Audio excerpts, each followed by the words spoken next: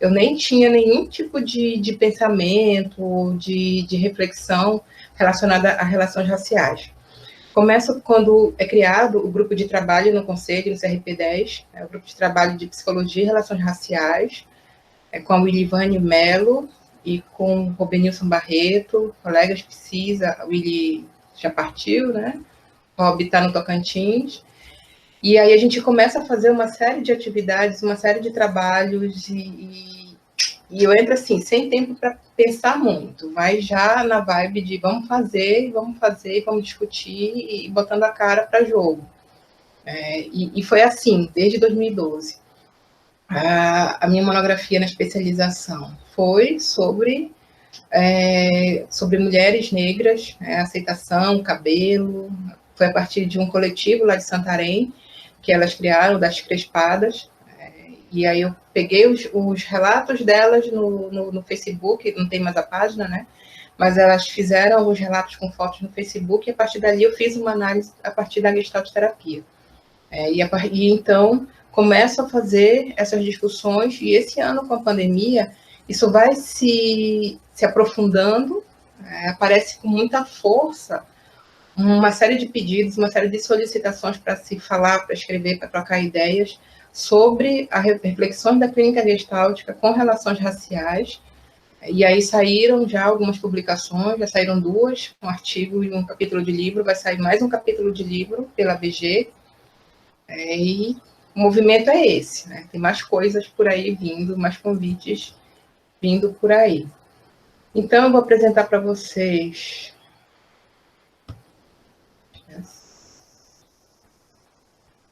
Vou apresentar alguns slides, uma coisinha assim mais inicial.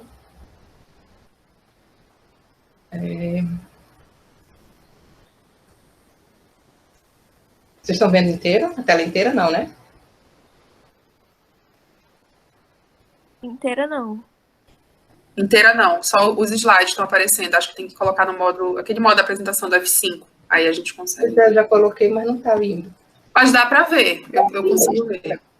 Então vai assim mesmo, não sei o que foi.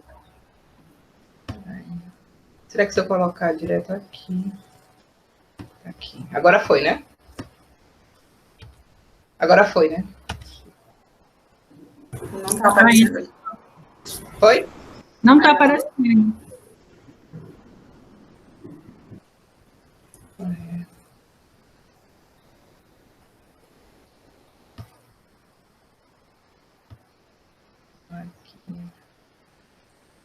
Não sei. Aqui apareceu para mim que estava com a tela inteira. Mas vai assim mesmo. Aumenta um pouquinho. É assim mesmo. Então, esse título, Reflexões Gestálticas sobre Relações Raciais, é o título do capítulo do livro que saiu mês passado. E aí eu trago aqui nessa primeira imagem, propositalmente, né, uma foto da Revolução do Haiti. O que foi isso? O que isso tem a ver com essa discussão? Eu entendo que fazer essa reflexão de relações raciais a partir da clínica gestáltica envolve necessariamente uma reconfiguração até dos nossos próprios modos de olhar para as nossas relações, as relações que são estabelecidas cotidianamente, para as relações institucionalizadas, e também para o campo aonde essas relações se configuram.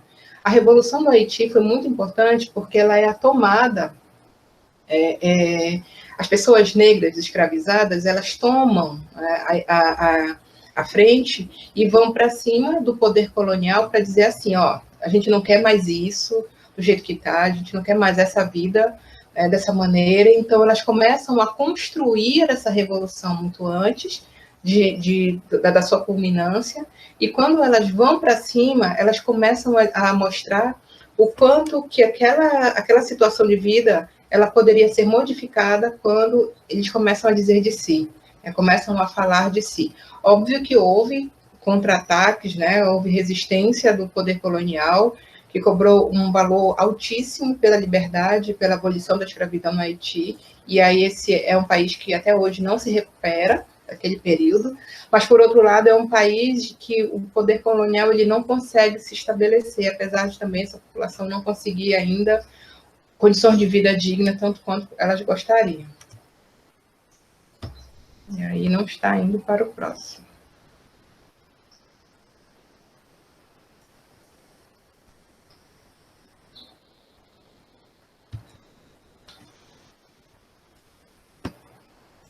Estão vendo o próximo slide? Não. Será que não é para baixar? Aqui para mim está aparecendo como apresentação de slide. Não, aqui não só aparece a primeira. Não está indo para outra.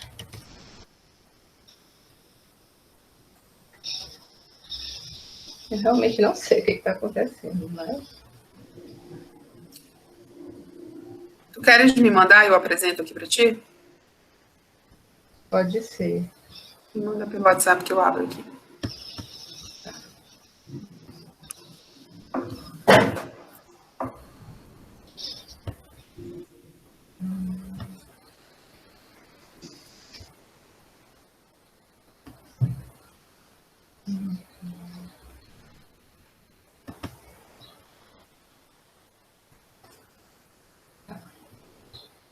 Tá indo.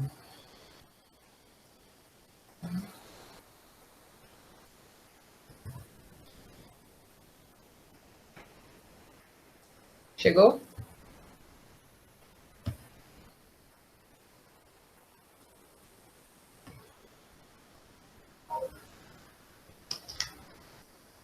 Então, pensar, foi um desafio pensar e escrever sobre Gestalt terapia e relações raciais, porque até então, foi em 2016 que eu iniciei o projeto, e depois da monografia, e aí depois começando a escrever, eu não conseguia encontrar muito material consistente, de fato, falando sobre Gestalt terapia e relações raciais. Além do que, eu também sentia muita falta dessa discussão, tanto na formação da graduação, quanto na qualquer tipo de pós-formação, então, o Brasil inteiro.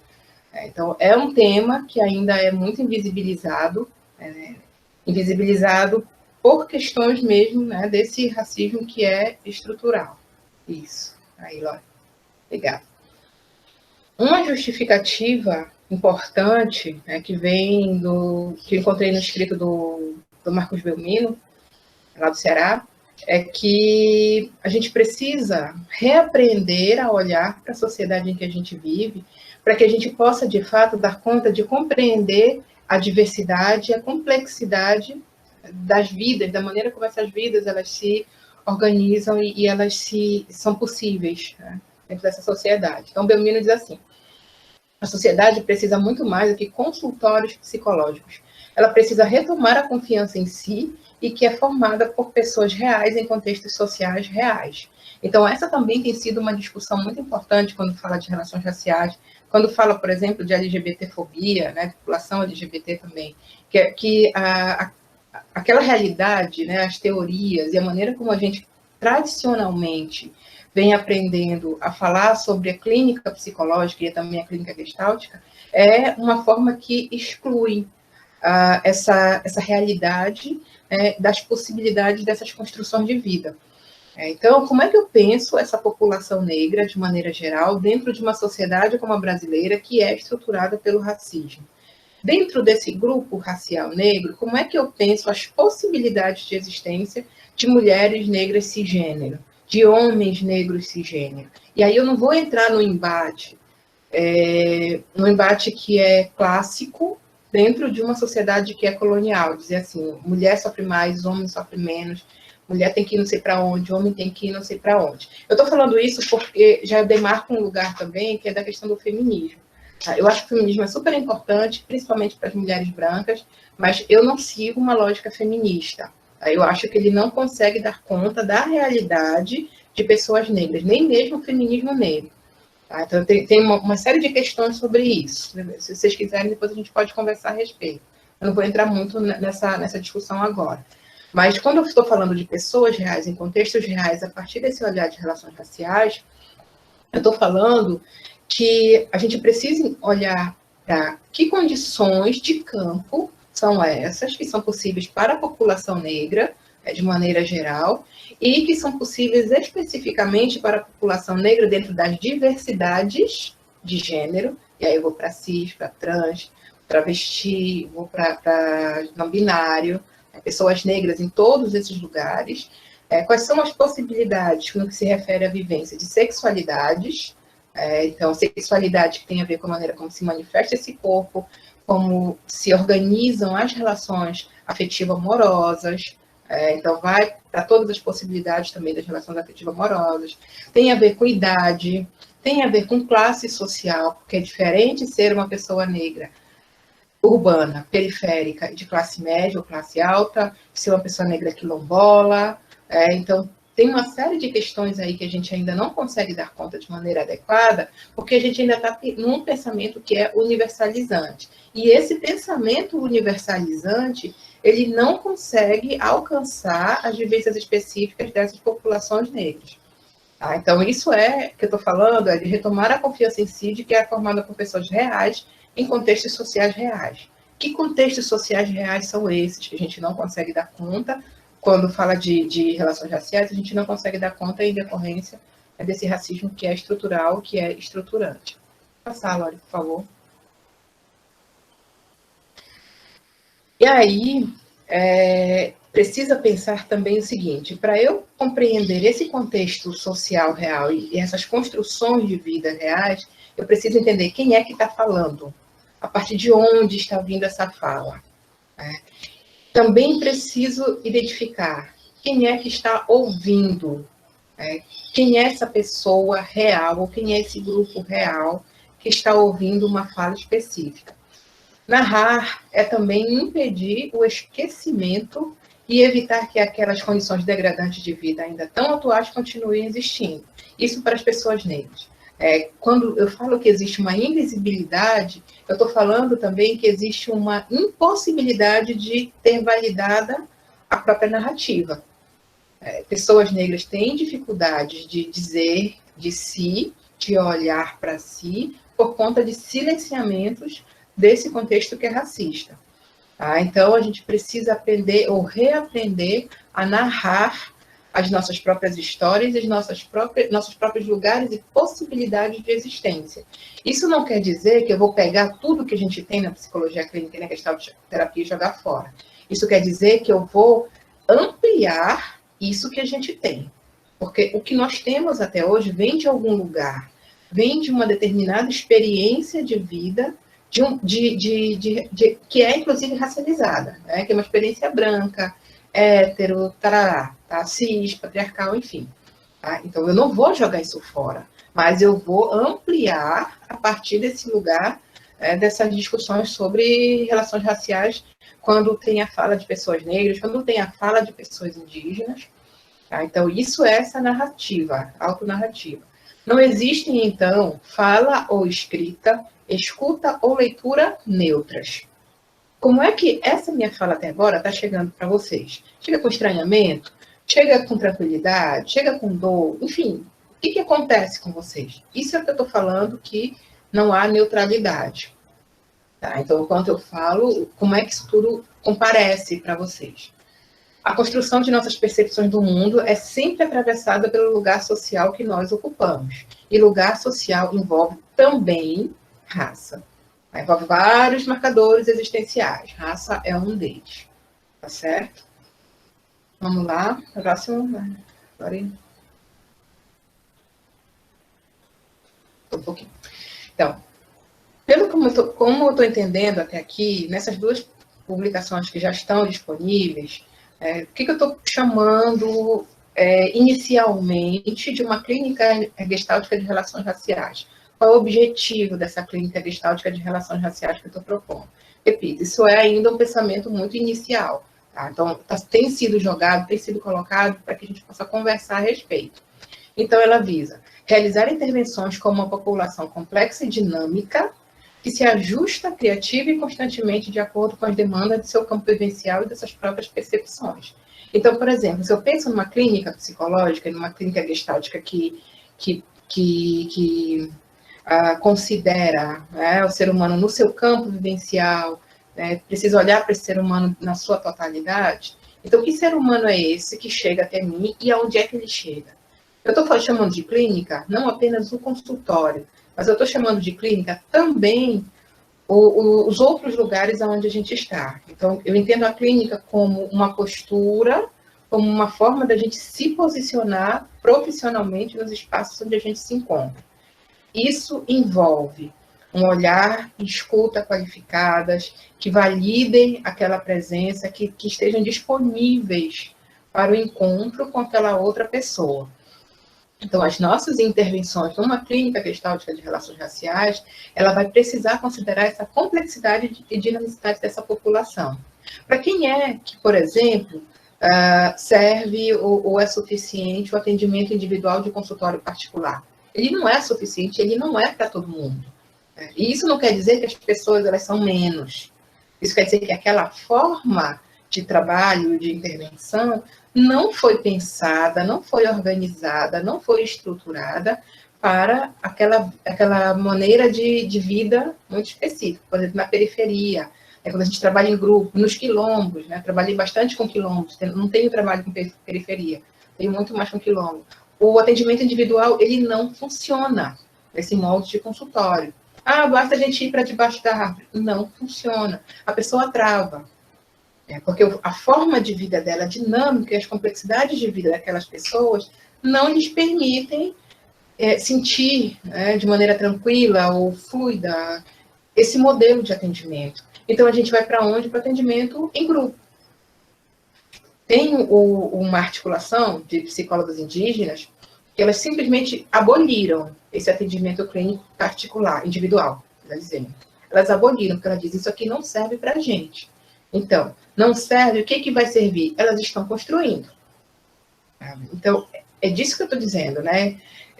Que tipo de intervenções vão ser possíveis para essa população com a qual eu estou trabalhando? Dentro do CRAS, dentro do hospital, dentro do CREAS, no posto de saúde, ainda mais considerando que a população negra, ela é a maioria nos serviços públicos.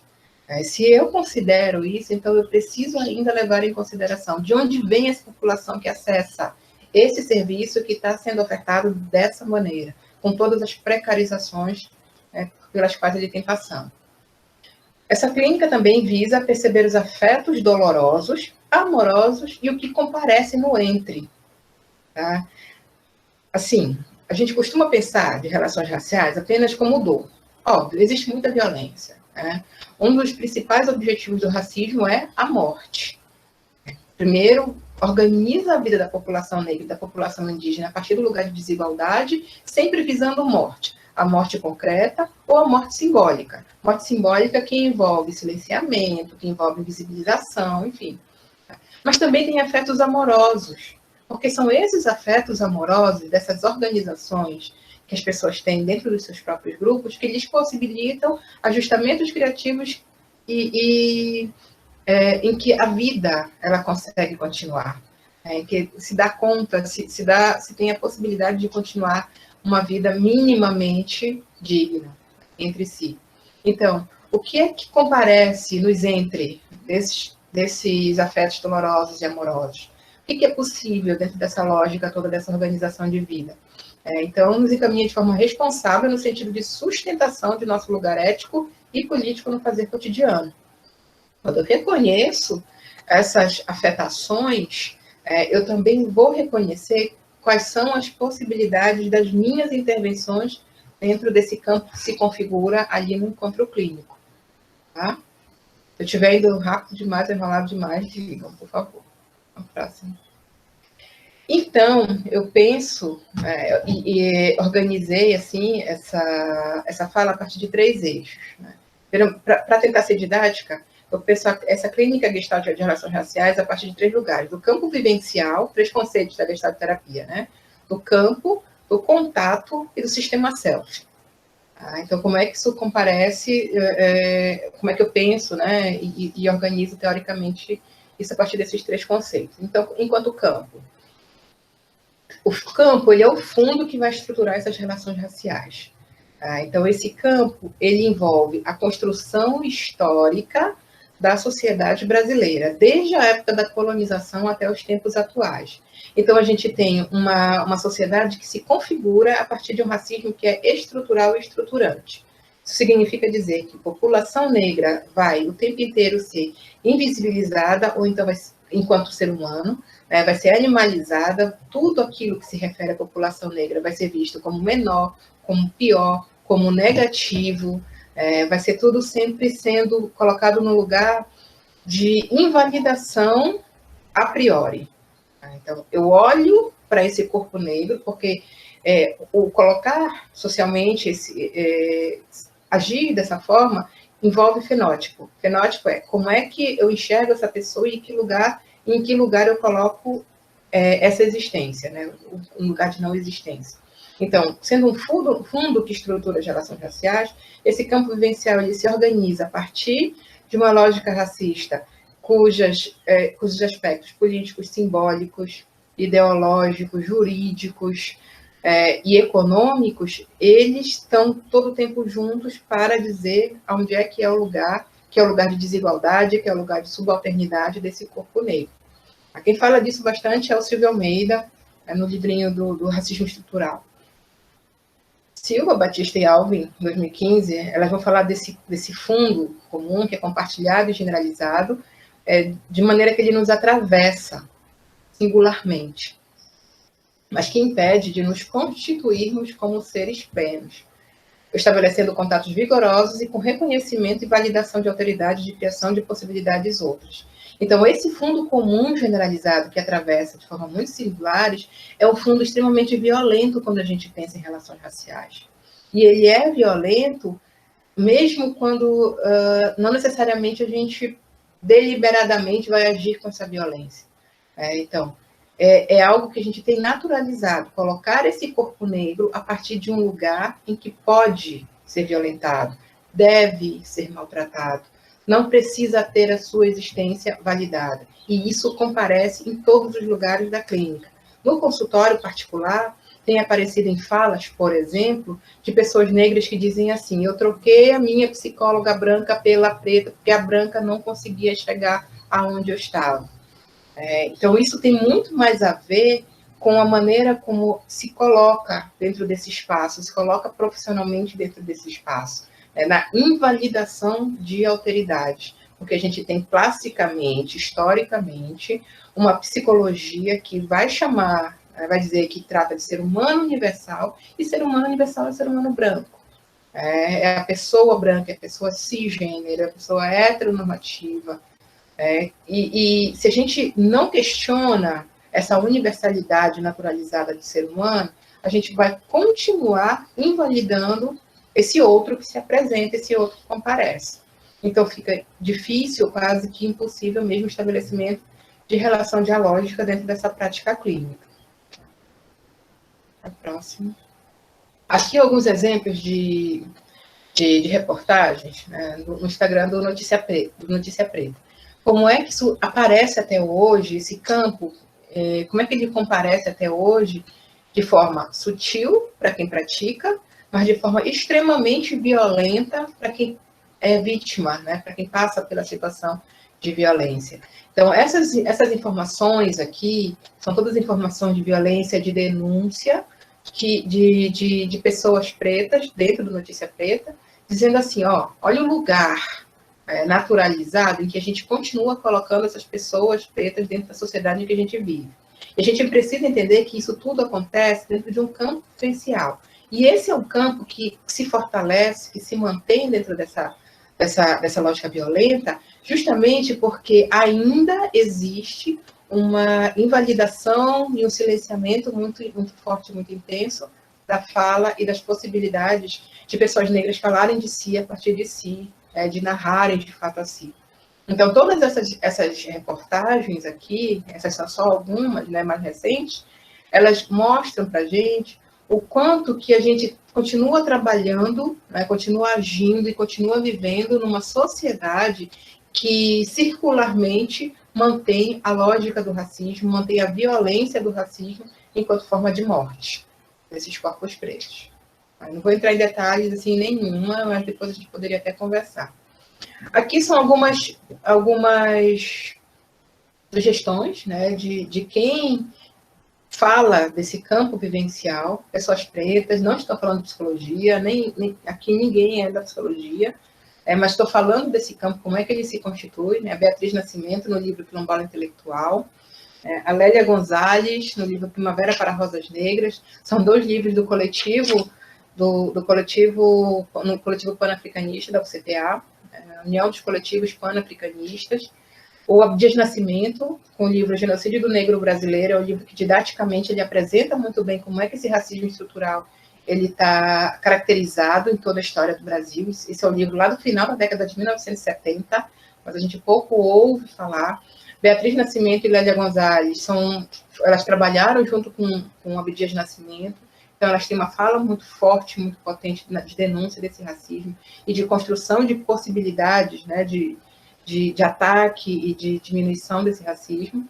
Silvia Almeida, mais atual, com o livro que é Racismo Estrutural, e a professora Zélia Amador, da UFPA também, ela fala bastante desse lugar do povo negro amazônida, especialmente paraense. Então, são algumas referências mais amplas que podem ser acessadas para entender um pouquinho melhor o que é esse campo, que eu estou chamando assim, de estruturação, de organização desse campo. Próximo. Segundo conceito da Gestalt terapia, é contato e intersubjetividades racializadas. Sendo definido como sistema de contatos, o eu é deslocado do interior do psiquismo para o campo. Não é compreendido como substância, mas como um processo que se desenrola no tempo, uma espontaneidade expressiva, e eu não sei qual é a última palavra. Tá? E assim, contato. Contato acontece no campo. Tá? O campo, se ele se estrutura de maneira violenta para esses corpos negros, isso acontece porque há corpos brancos que se mantêm no lugar de serem violentos, de praticarem a violência. E se há esses 2 lugares, se esses 2 lugares eles são mantidos, inclusive de forma muitas vezes velada, as formas de contato possíveis continuam também sendo muito no sentido de dizer assim, essa existência negra ela é menor, ela continua sendo subjugada, ela continua sendo não reconhecida e não validada. E aí essa foto aqui da Angelina Jolie com o filho biológico, com a filha adotada, ela é muito característica, para mim, ela aparece para mim como muito característica dessas formas de contato que se estabelecem a partir do lugar racializado. O abraço espontâneo dela, da mãe, vai para a criança que é filha biológica, com quem ela se reconhece, com quem ela que é espelho dela. A filha adotiva, sendo negra, inclusive, ou talvez por ser negra, aí não dá para saber, mas aqui nessa foto especificamente, sendo negra, ela é aquela que não recebe o abraço. Mesmo que a mãe tenha os 2 braços, os 2 vão para quem? Para o filho que reflete a minha imagem no espelho. Essa é uma discussão muito interessante que o Fanon faz no livro Pele Negra, Máscaras Brancas. Nesse livro aqui, ó.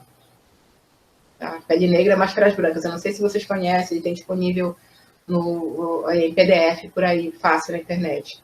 Então, o Fanon, ele faz justamente essa discussão. Ele diz o quanto que espontaneamente, nas nossas relações cotidianas, a gente coloca as pessoas em determinados lugares, de receber mais afeto, de receber menos afeto, de ser mais reconhecido como humano, de ser menos reconhecido.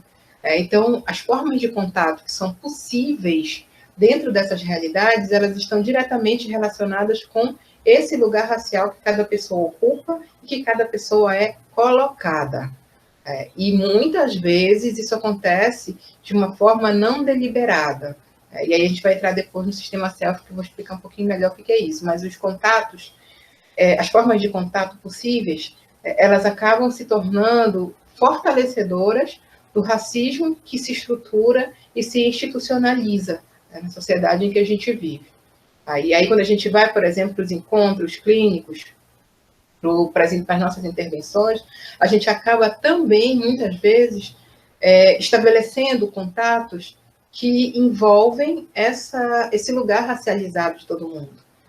E essa tem sido uma discussão que tem se aprofundado hoje dentro da clínica psicológica, né? principalmente profissionais negros e negras que têm feito esse tensionamento dentro da psicologia, têm começado a discutir, por exemplo, como é que se dá o contato entre profissional negro e cliente branco, entre profissional branco e cliente negro. Então, profissional negro e cliente negro, profissional branco e cliente branco. Então, a gente tem feito algumas discussões, alguns refinamentos muito interessantes. A gente não tem resposta, a gente tem muita pergunta, mas essa já é uma reflexão que está acontecendo e de maneira bem intensa. Então, são inquietações mesmo que surgem. Quando a gente passa do lugar mais superficial, vamos dizer assim, de dizer, a gente precisa conversar sobre relações raciais dentro da psicologia. Então, quando a gente começa a aprofundar essa discussão, a gente começa a enxergar outras nuances. E tem sido um movimento muito interessante, muito rico mesmo. Pode passar agora.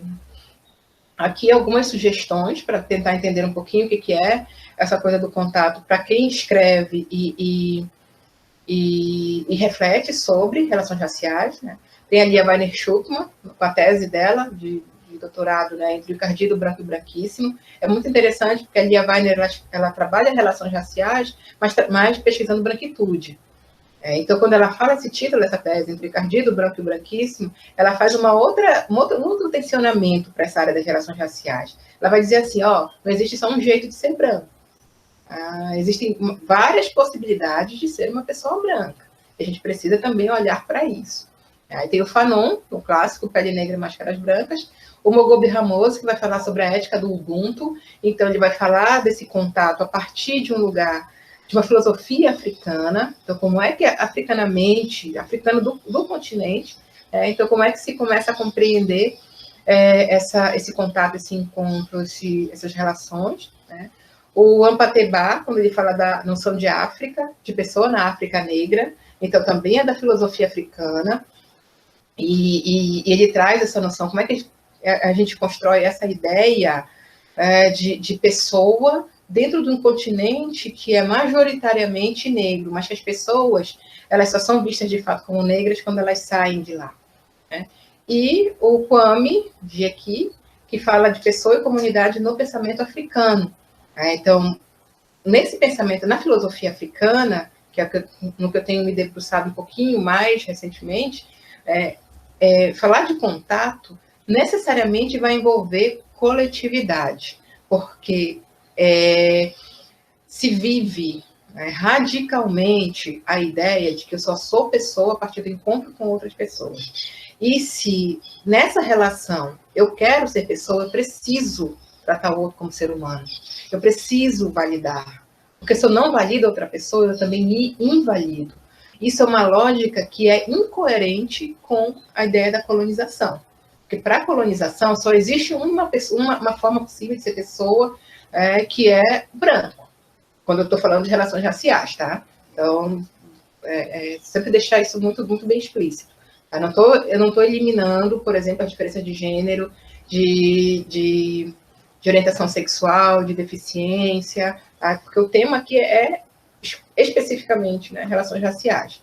Então, pessoa, eu só sou pessoa porque eu reconheço o outro que está diante de mim, a outra que está diante de mim também como pessoa. Se eu não a reconheço como pessoa, eu também deixo de ser gente, eu também deixo de ser existente. Então, a lógica colonial me diz o contrário. Só é pessoa, só é gente, se estiver dentro dessa caracterização fenotípica branca, tá? De pensamento branco, do jeito de ser branco, do jeito de consumir branco, que é individualista. Tá? Então, isso também vai influenciar diretamente nas nossas formas de estabelecimento de contato, porque, ideologicamente falando, o que está muito presente para a gente, na nossa sociedade desde sempre, na sociedade brasileira desde a chegada desde a invasão dos portugueses, individualismo, ou eu como indivíduo, ou então o meu grupo, o núcleozinho familiar, e o resto não interessa.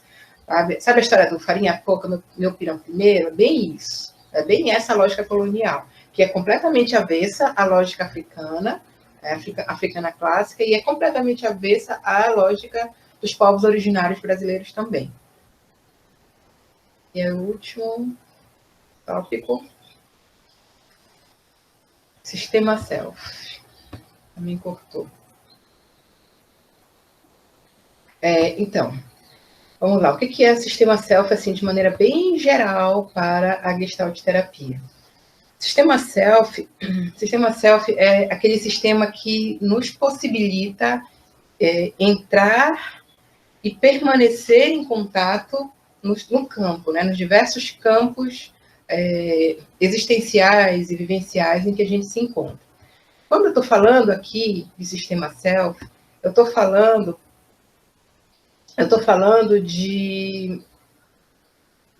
das funções, da maneira como ele se apresenta a partir de 3 funções, que são as funções id, ato e personalidade. Eu não estou enxergando aqui.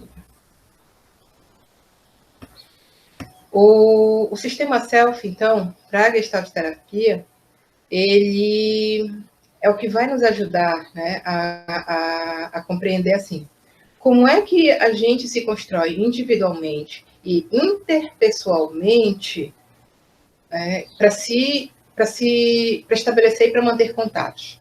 Então, sou eu existindo dentro, eu na minha história, das minhas percepções, das minhas formas próprias de ser e de estar no mundo, dentro e junto com essas percepções que se junta, né, que se encontra, que vai para o entre, no contato com as pessoas com quem eu me deparo em todos os lugares onde eu estou. Então, para Lilian Frazão, nossa função primordial e essencial na clínica Gestalt é o acolhimento, a confirmação e a validação da outra pessoa, tal como ela se apresenta em suas angústias, alteridade, diversidade e singularidade existencial. Então, se a nossa função primordial na clínica Gestalt é acolher, eu acolho quem? Se eu não reconheço, numa lógica racista, eu não reconheço aquela outra presença enquanto ser humano. Então, eu vou tratar de um objeto que eu não estou enxergando, de fato, quem é, como se apresenta. Se eu não enxergo, eu não posso confirmar a existência dessa pessoa, porque ela não é pessoa. O racismo, ele faz isso, ele faz a gente naturalmente, naturalizadamente, ele faz a gente dizer que eu estou diante de um objeto se essa pessoa, quem está diante de mim é um corpo negro, se é um corpo indígena. E se eu não acolho, se eu não confirmo, eu não valido essa existência, eu não valido a sua forma própria, as suas formas próprias, pessoais, específicas, de ser e estar no mundo. Então, as suas angústias, elas não são reconhecidas, e aí a gente vai ter os vários rótulos que são colocados automaticamente em pessoas negras desde criança.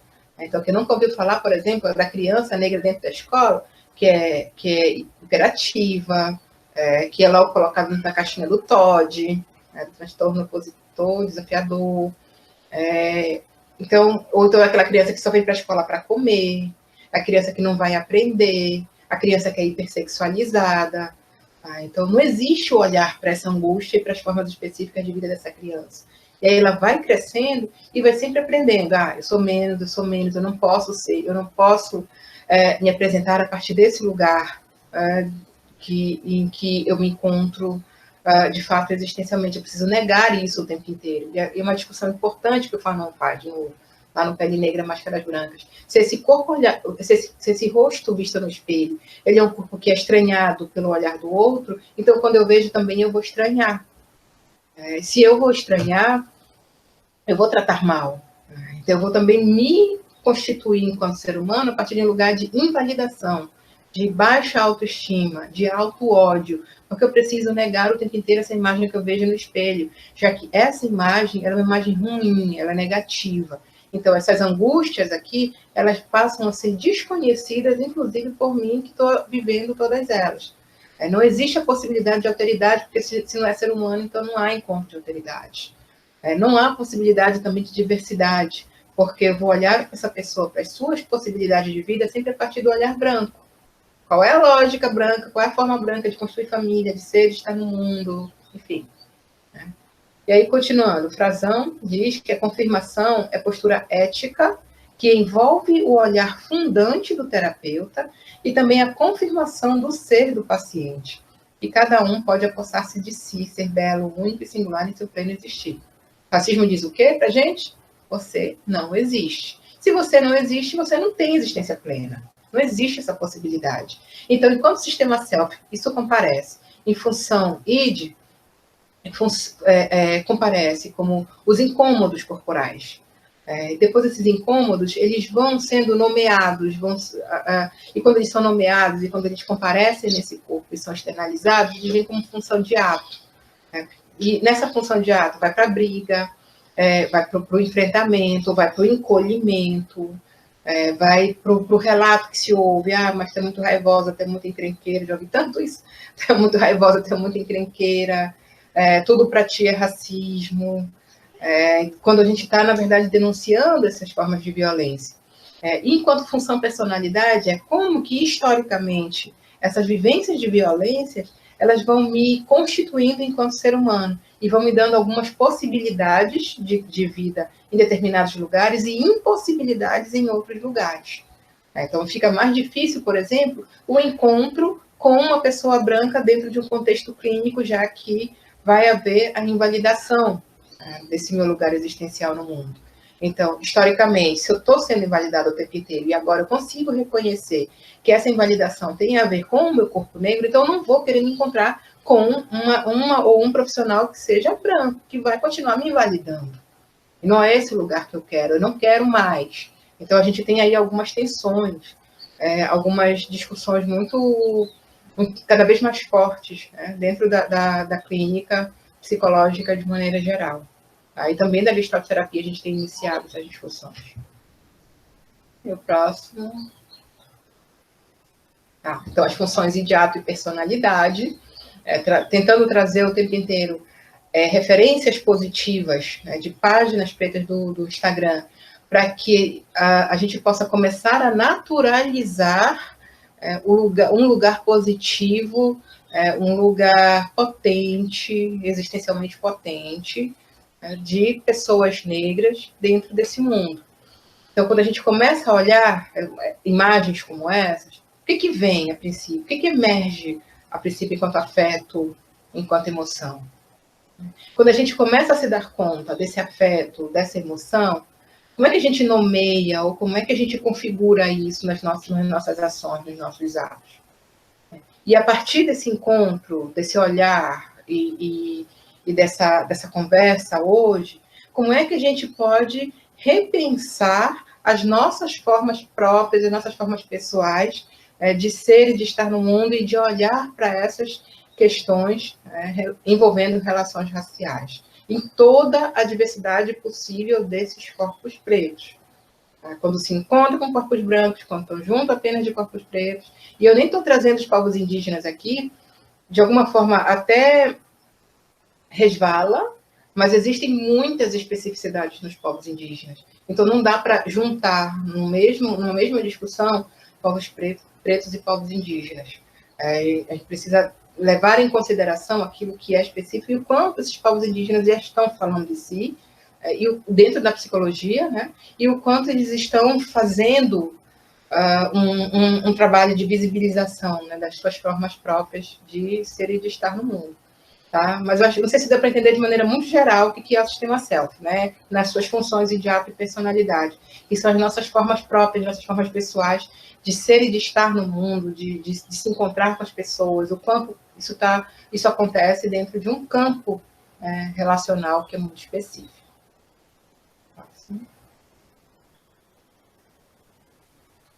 Algumas sugestões para entender um pouco o sistema self e a partir das narrativas de pessoas negras, a Neuza Santos Souza, no Tornar-se Negro, que já é um clássico dentro da psicologia, a Cida Bento, quando ela fala de branquitude e branqueamento no livro Psicologia Social do Racismo, este aqui, não sei se vocês conhecem ele, dá para ver, a Psicologia Social do Racismo, da Cida Bento da Irene Canoni, tem um capítulo só sobre branquitude e branqueamento, a Oyeronke, que é nigeriana, ela faz umas reflexões muito legais sobre essa questão de humanidade, de homem, de mulher, de gênero, a partir desse olhar africano da Nigéria. E o André Abimbola, quando vai falar de personalidade humana, a partir dos iorubás, né? Porque existe também uma diversidade no continente africano. Mas ele fala a partir especificamente dos iorubás, que é uma das fontes, uma das bases dos povos de terreiro aqui no Brasil. Então, essa visão, essa concepção de personalidade humana, ela e urbana, ela está presente aqui no Brasil por conta dos povos de terreiro, principalmente, das populações de matrizes africanas. Então, isso também circula entre nós, só que a gente não consegue enxergar por conta dessas invisibilizações, negações dessas falas. O próximo. Já caminhando para fechar, né, trazendo um pouquinho de Merleau-Ponty, falar de corpo, porque como o Tratado de Relações Raciais necessariamente fala de fenótipo, então não dá para esquecer esse corpo, né? Uma vez que o corpo está ligado intencionalmente ao mundo e é parte fundamental para a aparição do mundo, a existência hierarquizada, racialmente hierarquizada, só faz sentido e se mantém porque é visibilizada e naturalizada a partir do olhar e da estética de quem institui, que é o corpo branco. Então, essa hierarquia de dizer quem é mais humano, quem é menos humano, só acontece a partir desse corpo, que é branco, que é cis normativo, que é heteronormativo, que é, na maioria das vezes, masculino, que tem classe social, que não tem deficiência, que não é um corpo com deficiência, que, em geral, é um corpo cristão. Então, esse corpo, esses corpos, melhor dizendo, inclusive o nosso enquanto profissionais, ele tanto está ligado intencionalmente ao mundo, como é parte, como é fundamento para que esse mundo ele se constitua da maneira como ele está. Isso nos chama para uma responsabilidade muito grande, porque quando a gente começa a ter essas noções, as nossas formas próprias de estar no mundo, as nossas responsabilidades, elas também precisam se modificar, caso a gente queira fazer essa clínica ética que valide a alteridade, que confirme, que acolha. Então, quem é esse corpo no mundo que está aqui? Que é esse corpo que também faz o mundo, se refaz nesse mundo. Então, o Merleau-Ponty, assim, eu tenho visto ele como fundamental para a gente conseguir, né, dar conta também de pensar melhor nesses corpos pluriversais. Aí, próximo, não sei se já acabou. PHG, a realização de uma gestalt vigorosa é a própria cura. Como é que a gente vai entender a realização dessa gestalt vigorosa? A partir do momento em que a gente reconhece cada pessoa, cada indivíduo, nas suas próprias maneiras possíveis de se constituir no mundo. Mas isso só será possível se incluirmos a quem delega a si, colonialmente, o lugar naturalizado de definir todas as possibilidades de existência no mundo, que são as pessoas brancas.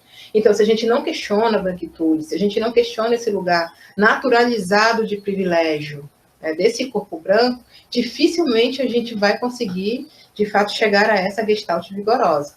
Ou então, a gente não vai ter outra escolha, senão fazer de uma vez por todas essa segregação social, que eu acho que também não ajuda. Como lugar de segurança, pessoas negras têm construído, por exemplo, lugares de aquilombamento. Então, ainda são necessários esses lugares. E eles são necessários justamente para que possa se proteger de situações que são tidas como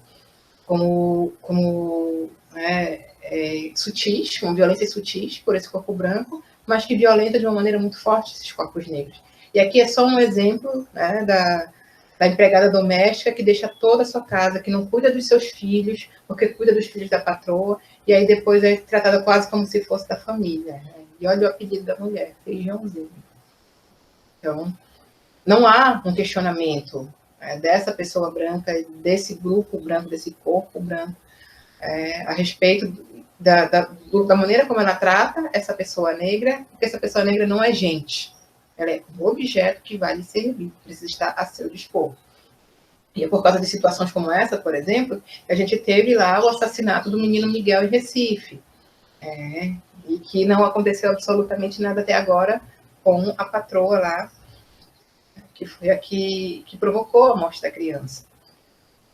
Como é que está essa mãe hoje? Como é que estão as mães e os parentes dos jovens e das crianças que têm sido mortos pela violência policial, né, que também naturaliza o corpo negro nesse lugar de criminoso, especialmente o corpo negro masculino cis, enfim. Então, essa realização dessa gestalt vigorosa, como própria cura, ela só vai ser possível a partir do momento em que a gente questiona de maneira honesta essas situações de racismo que estão postas aí, que são estruturais. Isso, não sei se tem. E as referências. Tá. E aí a conclusão. Assim como no A, então, escrita neutra, a escuta e a leitura também comparecem a partir de experiências pessoais muito particulares. Quando a gente se encontra diante de um corpo que é racializado, que é esse corpo negro, que é esse corpo indígena, a gente olha para essas pessoas e para essas existências a partir de um determinado lugar. Que lugar é esse? É o lugar naturalizado da violência? Ou é um lugar que começa a naturalizar de uma existência possível, que é validada?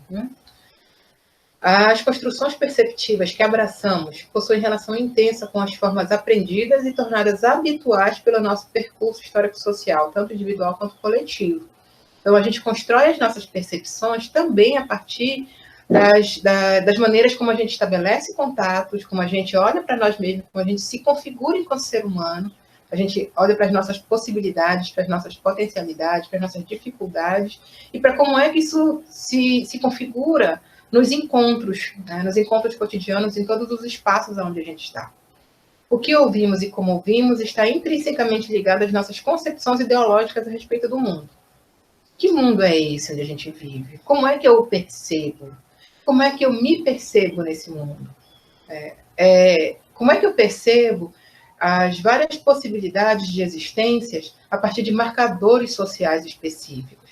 Eu estranho, eu consigo tratar aquela pessoa, acolher aquela pessoa de maneira natural, ou ainda naturalizo a violência contra aquele corpo.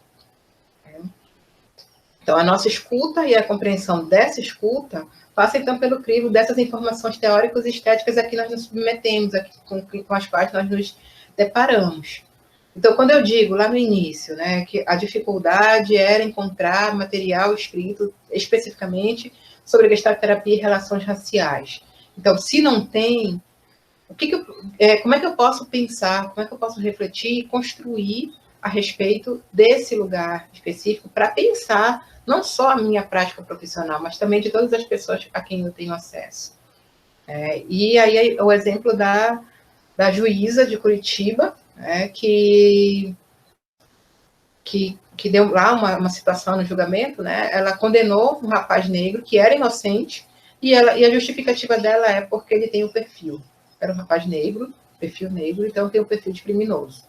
Aí depois foi comprovado que o rapaz era inocente e não aconteceu absolutamente nada com a juíza. Então, o sistema judicial brasileiro, as leis brasileiras, elas também estão a serviço dessa manutenção desse racismo. É difícil a gente conseguir combater e destruir de dentro, porque quem está nos principais lugares de gestão, de comando, de dominação, ainda são as pessoas brancas que pensam e se colocam a partir de uma perspectiva colonial. Elas não questionam a sua branquitude. E elas não querem, elas não vão questionar, né? Porque isso só traz privilégios de fato para elas.